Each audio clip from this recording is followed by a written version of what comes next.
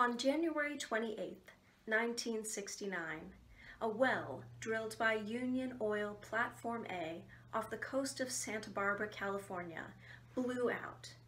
More than 3 million gallons of oil spewed, killing more than 10,000 seabirds, dolphins, sea lions, and seals.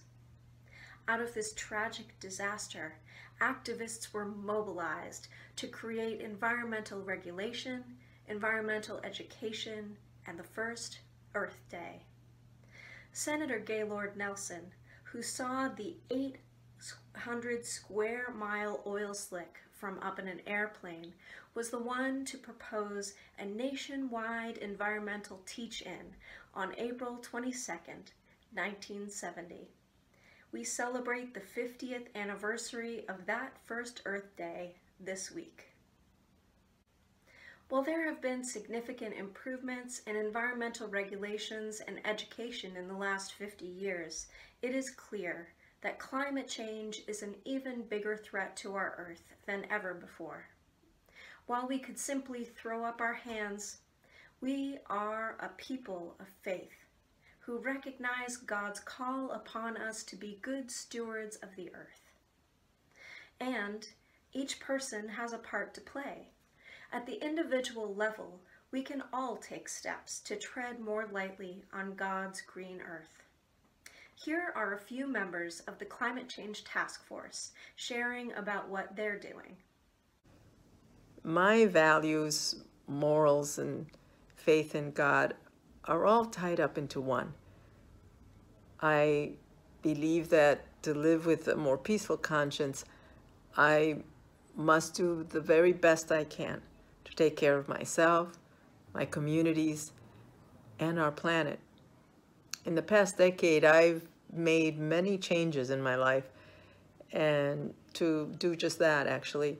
I've reduced my use of plastics. I walk all the time and take public transportation, and I also have made changes in my diet to include a more plant-based diet. I believe that in doing all of this, I am caring for and honoring God's creations by doing so. In Jim Montell's book, Climate Church, Climate World, he says as followers of Jesus, particularly living in this time of existential climate crisis, we are obligated to preserve and protect the Lord's creation. To that end, Liz and I are doing everything we can to reduce our environmental footprint. Some of the things we're doing are, for example, we are keeping our heat down. During the winter, we're running at, I don't know, 65, 67 degrees. We keep the air conditioner at about 68 to 72 during the summer. We're doing our laundry in cold water. We're eating red meat only once a week. We're buying at farmers markets when we can. We go to the bulk food parts of the supermarket to buy grain and rice. We've all but eliminated paper towels and paper napkins, using cloth napkins and cloth towels. So please, won't you join us in helping preserve this earth of ours? A couple of years ago, we decided that we wanted to manage our footprint and our consumption because we care for God's creation and want to make sure it's still here for the generations to come. And one of the big and fun and easy changes that we made is to get a farm share. So we have a CSA that comes from Western Mass, from a little family-run farm, and we get to do it all year round. And we thought we would show you some of the organic veggies that we get during this season of the year. So we get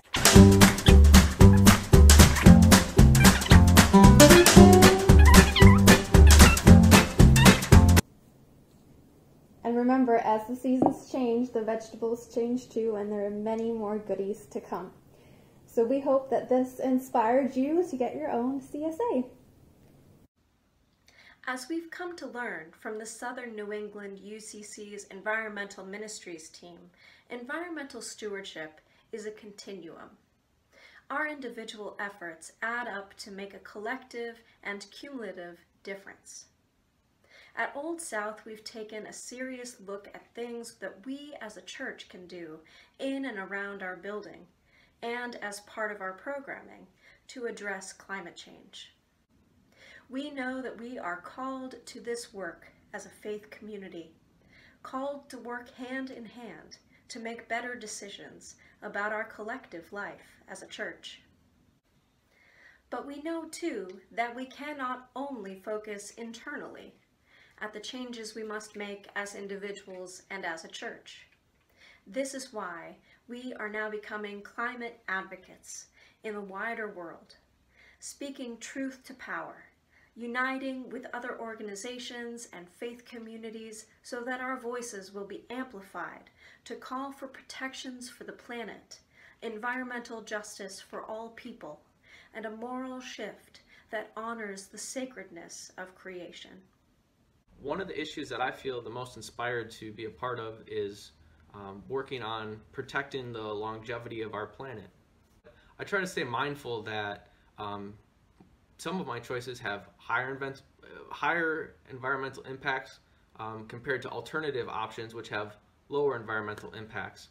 So when I can, I try to choose the more benign options such as public transportation.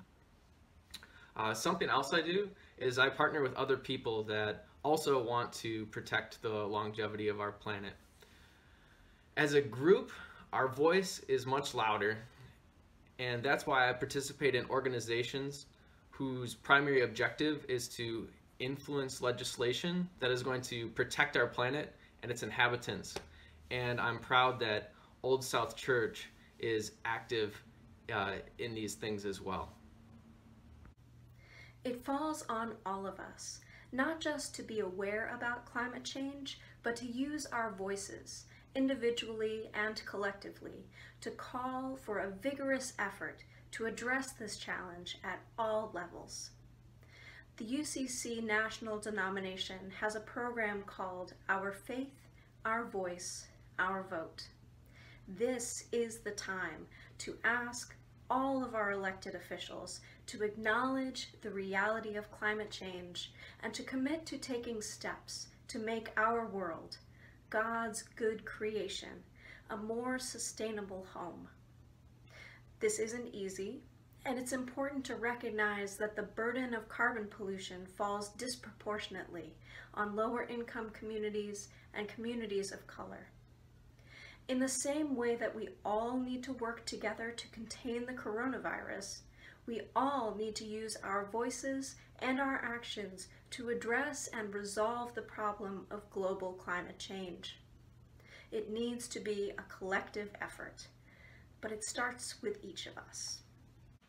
In the words of Sister Joan Chichester, Benedictine nun, author, and speaker, we do not exist outside of nature, or above nature, or independent of nature. We are simply its most vulnerable part.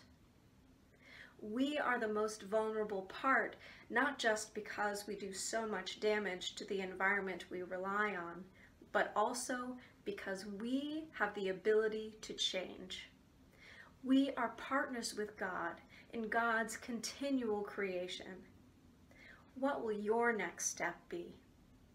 Because the whole world isn't just in God's hands, it's in our hands too.